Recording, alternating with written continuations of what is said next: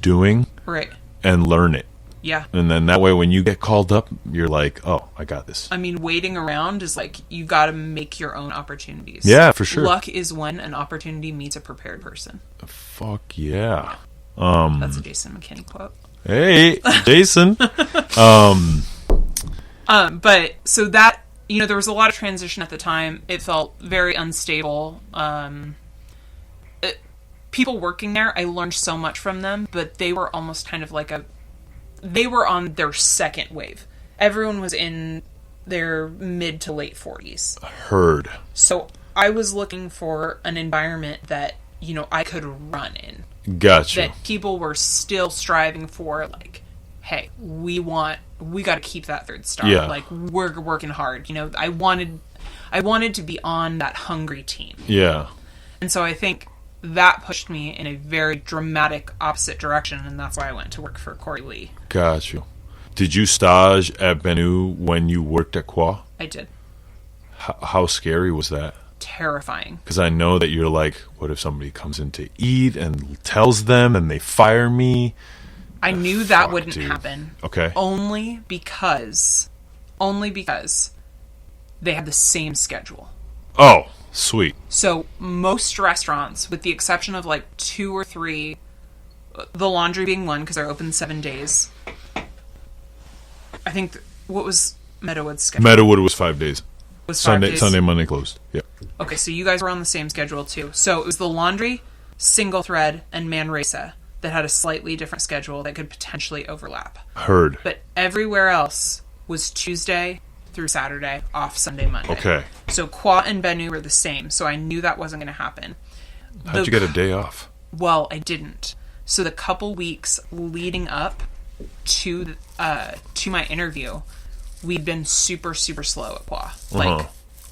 Like, honestly, like 7 covers. Oh. Like, so painful. Less guests than there's fucking employees? Yeah, exactly. That's horrible. So people would be able to, like, go home. Yeah. So one gentleman who I worked with at Qua had opened Benu. Okay. And previously worked there. All right. And I talked to him and I said, hey, I need to be somewhere else. You need to get the fuck out of here, yeah. I need to be somewhere else, And he was like, okay. And I was like, I'm thinking about staging at Benu. How do you feel about... Because it was one day that he had organized that he had off every week. So he was on like a 4-day schedule because he was kind of grandfathered in at the restaurant. And so I was like, what do you think? Can you have my back? And if I get called off, can you just come in for me? Can you like be there to be called in? And I'll let the GM know. And the GM and I were good at the time, and we're still good. I could call him up and say, hey, you want to do a truffle shuffle class? Awesome. So excited about what you're doing. All this and that. So I was driving to Qua, and where I lived at the time, I had to drive past Qua to go to Benu. And so I'm like planning on just making a straight shot to Benu. I'm on the phone right at the time, like 10 minutes before I'm supposed to go in. I'm like, hey, what do the final covers look like tonight? Hey, is there any way I can be off and this guy can be on? And they were able to. He's like, yeah, don't worry about it. The GM was like, yeah, you can have the day off, no problem. Yeah. And you were like, yes! It worked out like so perfectly. And as I'm driving by, I hear him say, yeah, no problem. And I'm like, okay, I'm going. Now you can park. Yeah. I'm going. Now I can like keep going to Benu. And I got stuck in the craziest traffic. And I hate to say this, and this is going to make me sound so unprofessional. I was like, honestly, I was like 20 minutes late. Oh. I know I was going to say 10, and then I'm like, no, I have to be honest. I was honestly like 20 minutes late. And I felt so terrible about it. And I'm calling and texting and emailing on the way there. And I was like, I'm so sorry. I'm so sorry I'm late. I got stuck in this crazy traffic, which it was. If anyone's driven rush hour before pandemic in San Francisco and you're trying to cross, Market Street from, going from like Battery, trying to get across to the bridge, it's a nightmare. So you either leave at noon or 9 p.m. Right. Like, that's it. Yeah. So finally I get there. I walk in. I'm the kind of person that's going to come with a gift in hand. So just like I came on my first day at the Laundry with cookies, I had homemade jam that I made, and I gave it to both of the ladies that I was interviewing with. So sweet. Still great friends to this day. Still talk to them. But I sat down, had my interview. They asked if I wanted to stay for a stage, which I was hoping they would have me stay on the same day. Yeah. So that I didn't have to try to organize something else. And so I stayed for that night. I saw service. It was beautiful. It was the type of dining room, like, dance that I wanted to see. Yeah. And, it was different. I can look back now and say that's a whole new cuisine. It's You're like, totally new. It was new layout in the dining room. It's not white tablecloth. There was a new uniform. There were no suits. It was... What was the uniform? We wore these these gray dresses that had a mandarin collar. Oh. Yeah. What did the guys wear? The same, but a shirt and then black pants, and then everyone wore a same color apron. Okay. Yeah. Huh. I know, you don't really think... Everyone I talked to about that, like, what did you wear if you didn't wear a suit? Everyone kind of forgets. Yeah. That Bennu is the only one that... For sure. You don't wear a suit. Shout out to you, Benu. Yeah. Great restaurant. Yeah, for sure. What was... what are the stations like there? Because the food is totally different, so Sure. Is it different from the French Laundry with the stations? It was different. I think what was unique... What carried over from the laundry, because obviously... Chef Corey was there for so long and established, a lot of the disciplines that are still there to this day. And yeah. There was a lot of overlap, which made it... Someone tried to teach me how to tape down the pass my first week, and I'm like, no. I know how to tape down. Like, I got it. I got you. Yeah. But so there were a lot of overlaps with working at the laundry and at Bennu, but different in a lot of fantastic ways as well. Because, Chef Corey looks at something, and if there's a better way to do it that doesn't hinder quality, he's gonna do it that way. If it's more efficient, I should say. If it's more efficient and it doesn't hinder quality, in my experience, that's what he's gonna do. Yeah. And so, I went in, he's this, like, great, friendly man. Up until a certain point, I think there's a lot of, like, hostile stories, and I just don't believe that I don't think that I worked with that person. I think he's worked really hard to create this really warm restaurant and make it feel like a team. And I did, it's obviously just talking about, not being friends in an environment where you're in the pursuit of excellence. Obviously, we're not there to be friends, but I think at the end it felt like a team. Yeah. And it felt like the kitchen and the dining room were a team. Yeah. And I think that's something that restaurant did really well. And that's where you met Ivy. That is where I met Ivy. Very cool. How long did she work there? Ivy was there for about 4 years. 4 years. She was there for a long time. Got you. Yeah. So I got to get her on the show. Now, Ivy Jester is my head of customer service here at Badass. Yeah. I mean, I met her sparingly throughout time and, hanging out with you guys and all that, and nothing but cool people. No, she's a wonderful, warm person. Yeah, and I was like, I need to know her story for sure. Mm-hmm. So she'll be on here at some point. Awesome.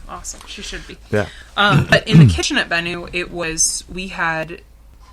I think of it as, it varies depending on the menu, because depending on how many times you've dined at the restaurant, your menu will change. Yep. There's one standard menu. Okay. But as opposed to I shouldn't say standard. It will rotate, but we keep one menu for all first-time diners, and if the menu hasn't changed by the time they come and dine in the second time, they'll create a new menu for you. What do you do if people come in? Because that's what we did at Meadowood. I'm guessing you guys didn't land the menus first thing. Was it at the end of the meal? No. Menus? No. They get them in the beginning. At the beginning, okay. Yes. So at Meadowood, the thing was like, well, they have no menu. And I thought that was so awesome, right? Yeah. And then I get there, I'm like, okay, there is a menu. Right. It's just like if you come in the next day, totally different menu. You know? They weren't changing it every day, but I think they had the same feel as Bennu, like, I guess, bi-seasonally, twice a season, basically. But that, as I had more and more success as a captain, obviously I would see more and more VIPs in my section. And so what would happen there, which became, challenging from a dining room perspective, is like my last service on New Year's Eve, like going into 2020. Every single one of my tables had a different menu. Oh. That night. Yeah. For both turns. So a total of my 10 tables that I had that night, everyone had a different menu. God. But then markings are different, you know? Yeah, exactly. Certain orders are different. Like, and you don't make mistakes in those restaurants. When do I you pick can't. up... No. When do I pick up, like, certain things at the table, certain silverware throughout? Yeah. But I'm sure at this point you can handle it. They're giving you all of that. Yeah, you're right. I would like to think so. I think we had a really fun night on my last service. Awesome. But the kitchen, I know a lot of your listeners are chefs and cooks. But the kitchen was oriented where we had about 2 people on pastry. We did a lot of cakes for guests, especially if they've celebrated with us before. They would get this large, kind of look like a wedding cake topper. Whoa. Which was really special. And so we had an awesome pastry department, and a lot that was super unique and not super sweet, I would say. Yeah. A little bit more savory. Right, totally. So I loved that. We had about 2 people in our pastry department, and then depending on, it was divided up a little bit differently because there were about 9 small bites at the beginning, kind of amuse-bouche, you could think of it. Yeah. Before we picked up these chargers that were on the table, and then we went into official courses. Oh, okay. For the menu. Heard that. Yeah. Did you get to eat there as well? I did not sit in the dining room and eat, but I tried everything that was when you were massaging? Or just no, just when throughout. When you're server. Okay, gotcha. There. I heard that. Yeah. Whoa. How long did it take you to make it to captain?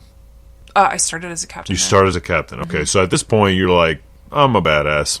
I was really nervous. I went through my 2 weeks of training because obviously you train through all the positions when you're a captain at a restaurant. You need to know how to coffee serve and food run. So you'll do like a week of each before you end up in your final position.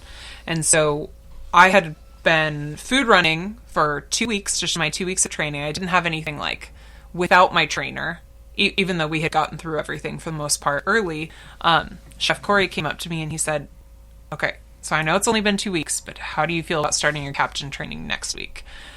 And you can't say no. No, you don't say no. So I said, I feel a little nervous, but I can do it. And he said, okay, great. And then I started captain training. Awesome. Yeah. I think most times they ask you that sometimes to see if you're ready, and to see who wants it or who's gonna, right. even, but good for you. Good for you for saying yeah. And then, how long did you stay at that restaurant? I was at Bennu for about 1.5 years. Sort of into the truffle shuffle creation, yes. Right? So I was doing a lot of it simultaneously. Yeah, that's crazy. There were days when I would drop off truffles to a certain restaurant, and then I would have to go and bribe my barista at Bennu to let me keep the truffles in her milk fridge. Yeah. So did they have an issue with you doing 2 things like that? Because I know at a restaurant that requires high focus, if you start doing other things or having other hobbies, it's kind of like, well, what are you doing?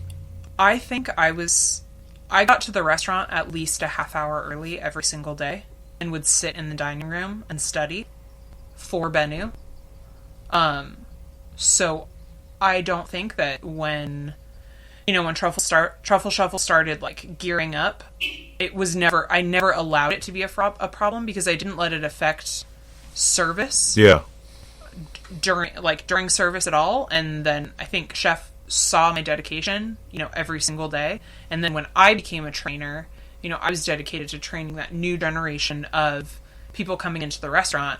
And I think he just saw how determined I was and knew that it wasn't going to be an issue. Or, maybe he honestly didn't even notice, but I like to think that he's much more attentive than that. I'm sure he is. So I'm sure he noticed, and he'd asked me about it a couple times before, and was excited overall. And were they buying truffles from you? They were not. Okay. But I let him know, if he's ever interested, we're doing that, and he was excited for us. Yeah, everything's great, and I left him some white truffle infused green chartreuse on my way out, and it was a very professional relationship. It was a good exodus, yeah. I think it was good, and I still, I have dinner with the GM that was there. Her name's Sinead Quatch.